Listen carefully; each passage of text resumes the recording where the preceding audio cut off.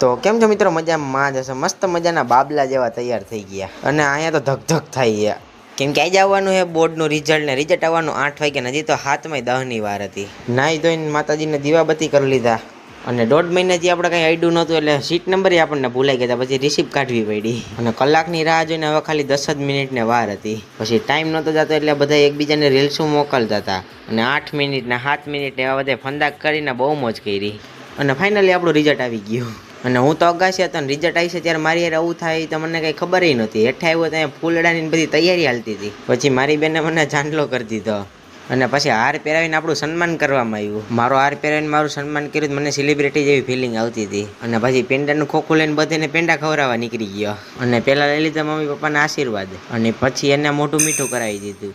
અને પપ્પા તો એટલા ખુશ થઈ ગયા ને તો ગળે મળી લીધું. અને કેમ જાણે હું લગ્ન કરવા જતી એની જેમ મારી માથે ફૂલડા ઉડાડીને ફૂલડાનો વરસાદ કરી દીધો. અને ત્યારે